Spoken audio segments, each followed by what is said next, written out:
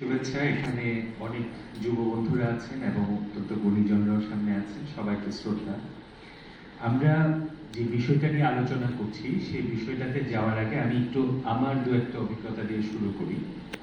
আমি অর্ক, আমার organisation Dhrubatara youth development foundation. Basically আমরা বিগত 22 বছর ধরে আমরা নোয়াখালী থেকে যাত্রা শুরু করেছিলাম। বর্তমানে 46টা জেলায় আমরা কাজ করি, একদম গ্রাম পর্যায় পর্যন্ত। এবং এর বাইরে আমাদের 450 ছোট বড় মাঝারি যুব সংগঠনের সাথে আমাদের পার্টনারশিপ আছে, যাদেরকে নিয়ে আমরা গ্রাম পর্যায়ে প্রান্তিক পর্যায়ে কাজ করার চেষ্টা করি। তো সেই অভিজ্ঞতার আলোকে আমি যদি আজকের প্রেজেন্টেশনের প্রচলিত কথার বাইরে একটু চিন্তা করি যে তথ্য অধিকার আইন বা তথ্য প্রাপ্তির অধিকার, সেটাকে আমরা আমাদের জীবনের প্রাসঙ্গিকতার সাথে কিভাবে দেখি। আমরা কিন্তু নিজেরা যারা এখানে বিভিন্ন জেলা থেকে আছেন, আপনারা যদি একটু ঠান্ডা মাথায় চিন্তা করেন, আমরা কিন্তু প্রতিদিন, ধরেন সাপোজ আপনি একটা বাইকে আসছেন অথবা আপনি একটা রাস্তায় গাড়িতে আছেন, যে কোনো সময় আপনাকে কিন্তু কেউ জানতে চাইতে পারে যে আপনার এটা ঠিক নাই, ওইটা নাই। অর্থাৎ আমরা যে আইন দ্বারা নিয়ন্ত্রিত হই বা যে আইনের মাধ্যমে আমাদেরকে পরিচালিত করা হয়, সে আইনটাকে আমরা পড়ে দেখি, আমরা আইন পড়ে দেখি। এবং আমরা যখন তথ্য অধিকার আইনের কথা বলছি, আমাদের এই আইনটার প্রেক্ষাপটটা কি ছিল? আমরা বলার চেষ্টা করছিলাম যে প্রান্তিক মানুষ তার তথ্য অধিকারটাকে যেন সুরক্ষিত থাকে, সে যেন রাষ্ট্রের কাছে বা রাষ্ট্রের যে স্তম্ভগুলো আছে তার কাছে যেন সে তার মতামত প্রকাশ করা, তার অবস্থা জানা এবং জানানোর একটা জায়গা তৈরি হয়। অর্থাৎ একটা অবাধ তথ্যের জন্য একটা এক্সেস থাকে, রাষ্ট্র অথবা কিছু মানুষ যেন সেটাকে ক্ষমতা আছে বলে কুক্ষিগত করতে না পারে। কিন্তু আমরা এখনো 2022-এ দাঁড়িয়ে আমরা দেখবো যে এখনো কিন্তু আমাদের তরুণরা, আমরা যারা এখানে আছি, যারা এই আইনের অন্যতম সুফল পাওয়ার কথা, আমরা কিন্তু এখনো সেই তথ্য অধিকার বিষয়ে পুরোপুরি জানি না অথবা আমরা এনগেজ করতে পারি না। এই সীমাবদ্ধতাটাকে কিন্তু ধারণ করতে হবে বা এটা নিয়ে আমাদের কাজ করতে হবে। আমি কয়েকটা জায়গায় বলি, আজকে টপিকটা কিন্তু তিনটা গুরুত্বপূর্ণ বিষয়। একটা হচ্ছে শান্তি, একটা হচ্ছে জাস্টিস এবং একই সাথে স্ট্রং ইনস্টিটিউশন। আমরা যে তথ্য অধিকারের সাথে প্রাসঙ্গিকতা দেখছি বা আমাদের এই প্রেজেন্টেশনটাতেও যেটা দেখলেন, যে তিনটা স্তম্ভ, সরকার, কমিউনিটি এবং ইউথ, অর্থাৎ তিনটার একটা যোগসূত্র কিন্তু এখানে আছে। তার মানে আপনি যদি একটাকে ছেড়ে একটা কাজ করতে যান, তাহলে কিন্তু আপনার আসলে বিনি সুতার মালা তার গাঁথবে না, সেটা ছিঁড়ে পড়ে যাবে।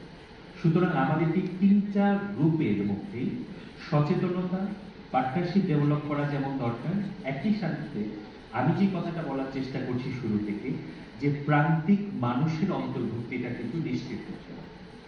আমরা যখন শান্তি প্রতিষ্ঠার কথা বলছি বা শান্তির কথা বলছি, আমরা আমাদের সমাজের চারপাশে কি দেখছি? আমরা প্রতিদিন দেখছি যারা প্রান্তিক মানুষটা সমাজে, তার কণ্ঠ রোধ হয়ে যাচ্ছে। কেউ ধর্মীয় সংখ্যালঘু, অথবা কেউ জেন্ডারের দিক থেকে সংখ্যালঘু, অথবা বিশেষ কোনো কারণে হয়তো সংখ্যায় কম, এই জন্য তার মত প্রকাশের জায়গা কমে যাচ্ছে, তাকে ভয়ের সংস্কৃতিতে অভ্যস্ত হতে হচ্ছে। এবং আমরা যখন উন্নয়ন প্রক্রিয়ার কথা বলছি, 2030-এ সাস্টেনেবল ডেভেলপমেন্ট গোল অর্জনের কথা বলছি, আমরা সেখানে কিন্তু দেখব যে এখন আমাদের মুক্ত চিন্তার ক্ষেত্র কিন্তু কমে যাচ্ছে। সেটা ডিজিটাল সিকিউরিটি আইন হোক, সেটা নানা কারণে হোক বা রাজনৈতিক কারণেই হোক না কেন। অর্থাৎ এই যে একটা সংস্কৃতি, যে আপনি এখন কাউকে কথা বললে আপনাকে ভাবতে হবে যে আচ্ছা কালকে যদি আপনার উপর কিছু হয়, এটা দিয়ে কিন্তু যুবদের জন্য বাসযোগ্য পৃথিবী বা শান্তিময় সমাজ প্রতিষ্ঠা করা যাবে না। আমরা যখন সুশাসনের কথা বলি, সেখানে অন্তর্ভুক্তিটা কিন্তু বড় জায়গা। এবং আমরা তরুণদের নিয়ে, আমরা যখন আমার অর্গানাইজেশনের কথা বলি, আমরা চর এলাকায় কাজ করি, হাওর এলাকায় কাজ করি, সীমান্তের পাশের জেলাগুলোতে কাজ করি। সেখানে কিন্তু মানুষের সবসময় সুবিধা থাকে না যে সে উপজেলা পর্যন্ত যাবে, জেলা পর্যন্ত যাবে। সেখানে একটা ইউনিয়নে যে সবসময় সেই জনপ্রতিনিধিকে পাওয়া বা নিজের মতো করে সুবিধাটুকু পাওয়া, সেটা অনেক কঠিন থাকে।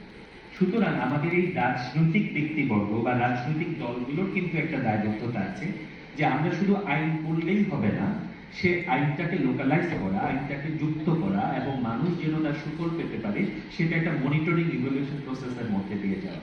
আমাদের কিন্তু এই এমএনই সিস্টেমটা ফেল করে বলেই আমাদের ভালো কাজগুলো কিন্তু লাস্ট মোমেন্টে ফল দিতে পারে।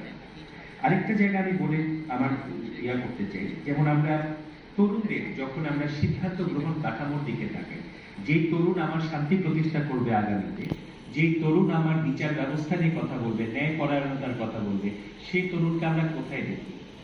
আপনি তরুণদেরকে ইউনিয়ন পরিষদে দেখেন কত পার্সেন্ট, সংসদে কত পার্সেন্ট, কয়টা তরুণ সে এক্সেস পাচ্ছে? সুতরাং হ্যাঁ, এ কথা অবশ্যই আসতে পারে যে সব জায়গাতেই একটা প্রক্রিয়া বা অনেকের সাথে কম্পিটিশন করে আসতে হয়, কিন্তু আমরা যখন তরুণদের ক্ষমতায়নের কথা বলছি, তরুণদেরকে কিন্তু সেই স্পেসটা তৈরি করে দিতে হবে, তরুণদের কথা শুনতে হবে। এবং এই তথ্য অধিকারের ক্ষেত্রে আমরা জানি যে প্রত্যেকটা জেলায় তথ্য অফিস আছে এবং আমরা প্রচুর এনজিও আছে যারা তথ্য অধিকার আইনে অসম্ভব ভালো ভালো কাজ করেছে, এবং আজকেও আমরা কিন্তু অনেক আমরা দেখলাম যে অনেক ভালো কাজ করছে, চেষ্টা চলছে, কিন্তু সেখানে সমন্বয়, সেখানে সংযোগ এবং সেই প্রান্তিক জনকে সম্পৃক্ত করা, সেটা কিন্তু খুব গুরুত্বপূর্ণ। আমরা যখন বড় বড় অনুষ্ঠানগুলোতে আসতে পারে, আমরা প্রিভিলেজ বলে আমরা এখানে আছি, কিন্তু এখানে কিন্তু আমরা একজন কৃষকের সন্তান, একজন শ্রমিকের কষ্ট, আমাদের যুবরা কিন্তু শুধুমাত্র এই প্রচলিত যুব না, আমাদের যুবরা বৈচিত্র্যময়। তাদের কথার জায়গাটা কোথায়? তাদেরকে আমরা যুক্ত করতে পারছি? বলে কতটা করছি? সুতরাং তাদের কাছে যেতে হবে, এবং সেটা এককভাবে কোনো ব্যক্তি প্রতিষ্ঠান না, রাষ্ট্রের যেমন দায়বদ্ধতা, তেমনি ভাবে এখানে সরকার এবং বেসরকারি প্রতিষ্ঠানের অংশীদারিত্ব খুবই গুরুত্বপূর্ণ। আমরা কিন্তু চারপাশে প্রচন্ড রকম ভাবে সাম্প্রদায়িকতার বিশ্বাসকে দেখছি, আমরা অস্থিরতা দেখছি। আমাদের কিন্তু আবারও সেই মহাত্মা গান্ধীর কাছেই ফিরে যাওয়ার কথা, যে অহিংসা দিয়ে সহিংসতাকে মোকাবেলা করা। আমরা যখন শান্তির কথা বলবো, তথ্যের কথা বলবো, আমরা যখন সুশাসনের কথা বলবো, আমাদের কিন্তু মানবিকতার চর্চাটাকেও এটার সাথে প্রাসঙ্গিকভাবে নিয়ে আসতে হবে, এবং রাষ্ট্রকে বুঝতে হবে যে এই মতামত দেয়া বা যুবদের কথা বলাটার মধ্যে আমরা যদি সবসময় কিন্তু খুঁজতে যাই, তাহলে কিন্তু আমরা যে বিশ্বমানে যেতে চাচ্ছি সেটা আমরা করতে পারবো না।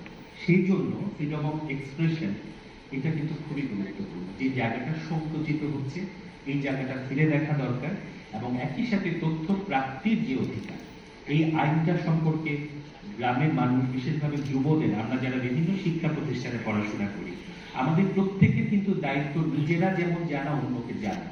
এবং যদি আমরা এটা জানতে পারি, তাহলে এই আইনের যে সুফল আমরা সেটা পেতে পারবো। এবং এটা নিয়ে আমি মনে করি যে আরো অনেক ক্যাম্পেইন দরকার, আরো অনেক সংযুক্তি দরকার, এবং আমাদের যারা সমাজের বড় সংগঠনগুলো আছে, তাদের উচিত অন্যান্য সংগঠনকে এক মঞ্চে এনে, এক বিন্দুতে এনে এই কাজগুলোকে সম্পৃক্ত করা। আমি বেশি সময় নিতে চাই না, এমনিতে আমরা যেতে শুরু করেছি। আরেকটা লাস্ট পয়েন্ট আমি যোগ করতে চাই।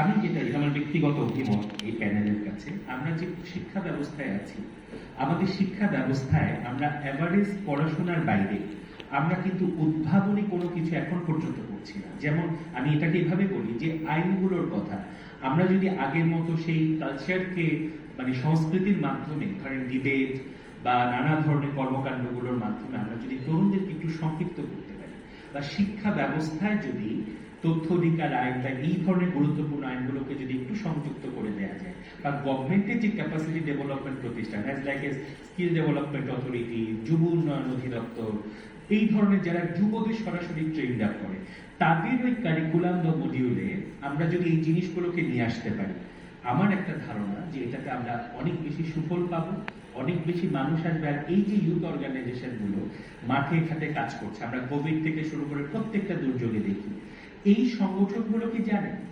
এই যে সংগঠন এক একটা গ্রুপকে লিড করছে, তারা কি এই আইনটা প্রায়োগিক দিকগুলো জানে, বা তারা চর্চা করছে?